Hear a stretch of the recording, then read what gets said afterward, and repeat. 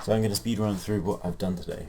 First off, I wanted to figure out what I would want the UI to look like. So if this will go down, there we go.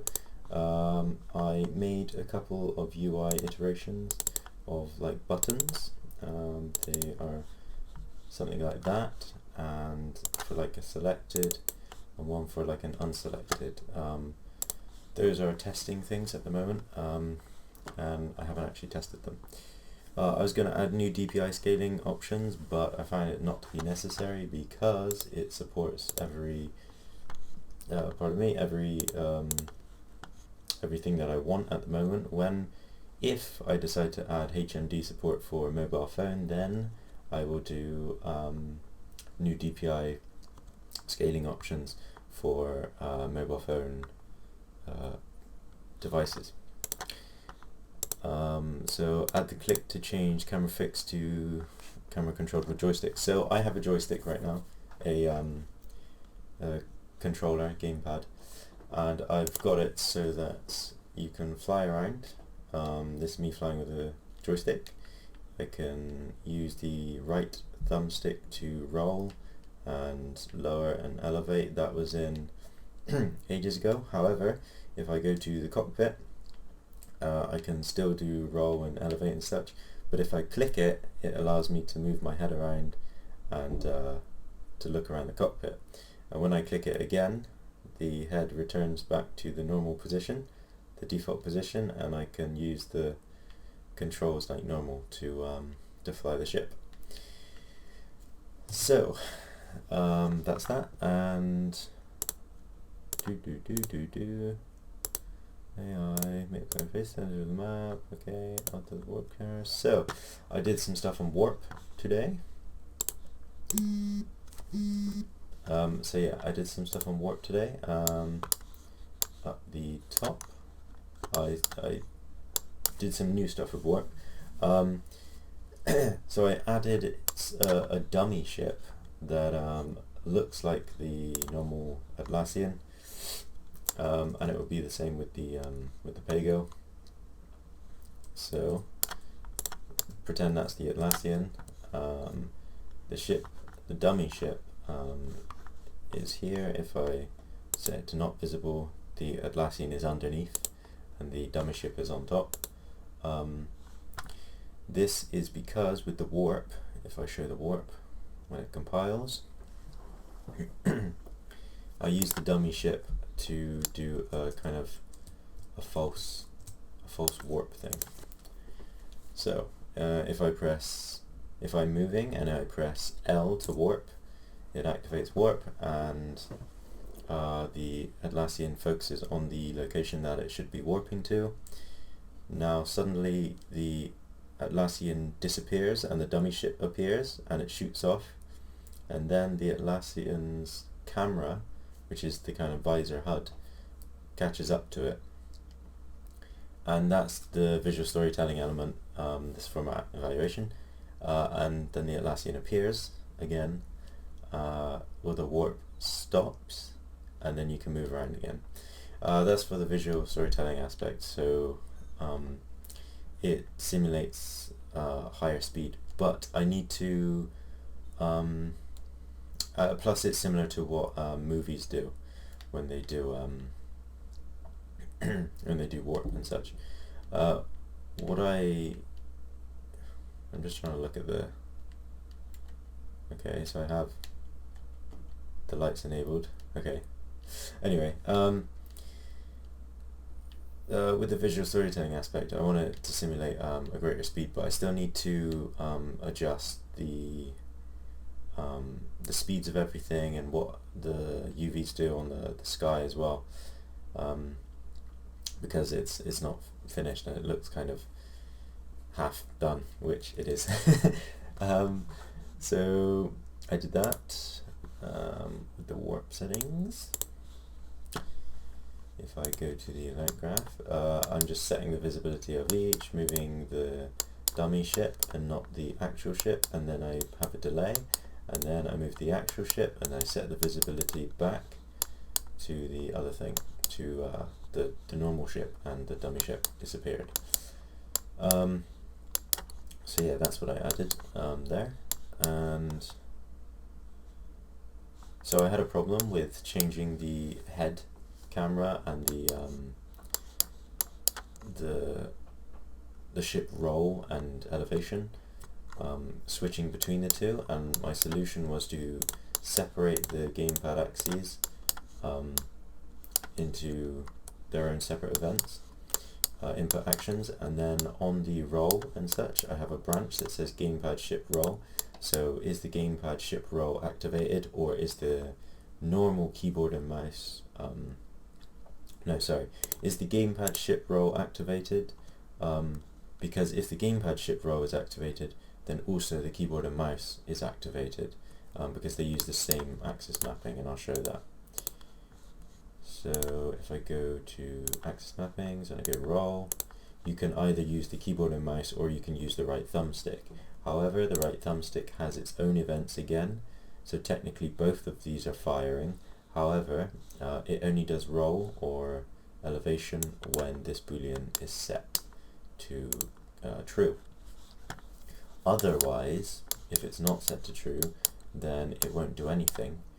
But if it's not set to true, then that means only one thing. It means that I want to control the camera instead, the cockpit camera. And that's where I'm just adding relative rotation to the cockpit camera in both the Y and the Z, not the X, which is the roll, which you would assume would be the case. It would be the X axis because you're looking left and right. However, in this case, it's actually the Z, because the Z axis is like a pivot, and you're rotating around the Z axis and not the X axis. That would be rolling in this case. So I've also hooked up a multiplier just so I can speed up or slow down the head movement. So how that works is it uses an enum that I just select ship roll, camera rotation, etc. If it's camera rotation, then it'll just add the relative rotation. But if I click down the thumbstick, then what it does is it says, is the cockpit camera active? If it is active, because it means that you can only look around your cockpit whilst you're actually looking through the cockpit camera, so you don't go moving your head when you're using the external camera, because that doesn't quite make sense. And it would also probably give some user issues where they'll be trying to move the ship and it won't be moving, but they'll be moving the head, but they can't see the head moving, so then they kind of think that maybe the controls are broken, but that's not the case. It's just using the different control type. I don't know why it says enumerator 3, I must not have set that, but anyway, that is camera control rotation, that's the other rotation. So if it's A, so it's just a flip-flop, so if I click it once, then it will go to A, and that means camera rotation, which means it just says gamepad ship roll is false, gamepad ship elevate is false, which means that you can't move the ship, or you can't roll the ship, or you can't elevate it. And the opposite is true for B, so if I click it again, then you can roll the ship, etc. And on this, because it didn't work before when I did ship roll, I did add all of this ship roll code to this execution wire, but that didn't work. So I just ended up adding that boolean, which does the exact same job. So yeah, I was thinking about the FMP yesterday. So yeah, I decided to lower the FMP scale from something quite large to probably something back to MVP scale, but not finality. So I would still do all the meshes, and I still do all of the features, and hopefully all of the game experience, etc. However, in terms of scale, so the space station is probably going to reduce in scale and become a lot more smaller and a lot more linear. Pardon me. So yeah, where's create switching? Yeah. So Leon suggested that I make. I was talking to him about having the player go too far out into space, and he suggested that I could just see how far they are from the center of the map and then turn them around or some such if they're too far away, which I'm going to do because I actually accidentally created a flip around functionality that I thought was kind of cool, and I saved it here whilst I was trying to make the warp functionality. I made this timeline and such that swaps around the rotation of the ship, or whatever I choose actually, in world location and such. So I could actually just use this exact same code and just flip the ship around, and even have the AI say something like, maybe you should return, blah blah blah. So also I tested the random stream variable in the Citadel city generator, which worked. I used the documentation for that. So if we go to here, I have one variable that's a random seed, and you can just select the random seed, and it will select a random integer from the stream, so from this length using the max. So it's either select level 0, 1, 2, 3, and then get that for the streaming level and create the instances for the actual procedure generation. However, this means that using the random seed, it is the exact same procedure generation every single time. Therefore, what I can do is I can generate the map once, and then I can use the spline template that I created and other specific placement things. So let's get the spline thing up. That's not it. If I go to spline, so I can get the spline up, and I can just draw out things like walkways, etc. Within the city, and each time I generate it, the buildings will generate all around it perfectly. So that's pretty cool that I found that out today. I knew it existed, but I didn't know for certain how to use it or anything. And to end my day, I set up the command console. So I realized that I couldn't test the feature to actually repair the ship. So if I go into cockpit view and I hit into something and the hull integrity decreases, so just wait for that. The hull integrity should decrease, but it doesn't always, depending on speed. Regardless, so let's say the hull integrity decreases, and then what I can do, let's go to external ship. What I can do, no matter where I am, okay, so this sometimes works, sometimes it doesn't.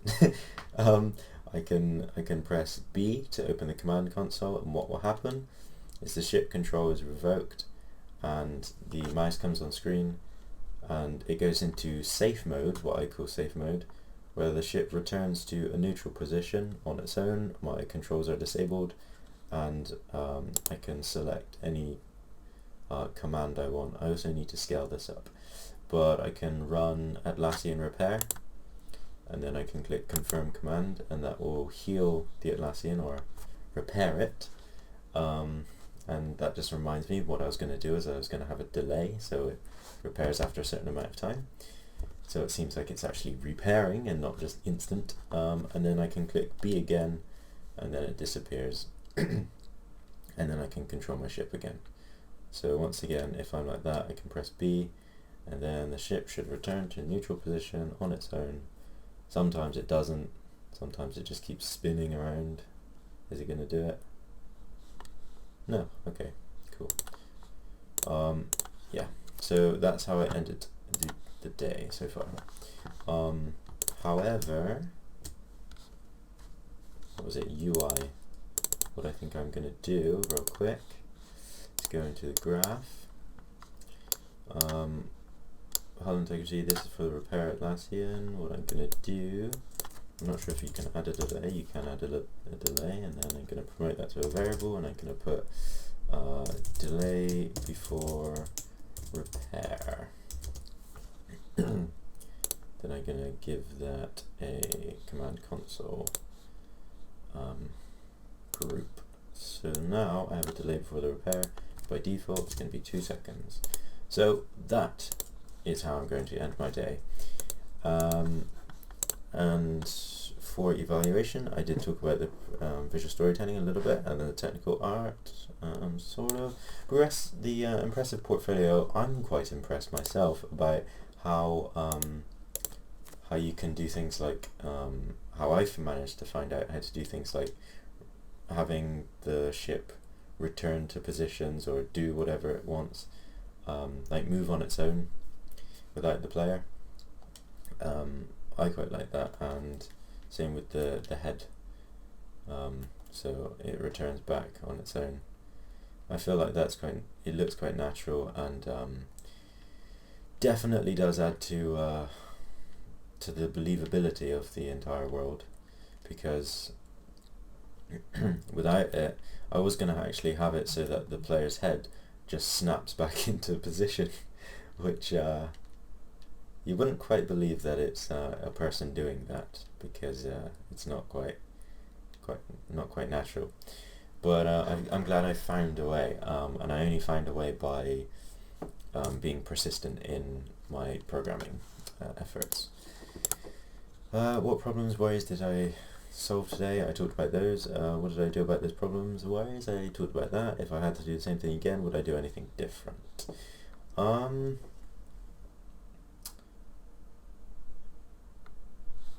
One thing I would do differently is I'd probably try and focus more on these notes. These to-do notes, I set them at the beginning of my days just to see about what kind of things do I feel are important for the day.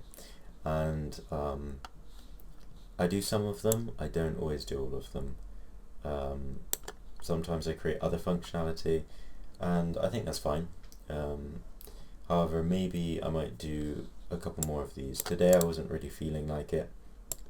I was feeling more about, I was just acting upon what do I feel like needs to be done and I can do today. So I did that. So that's the only thing I change. Project backup, yes, I will do that now. So that concludes my evaluation and dev log for the day.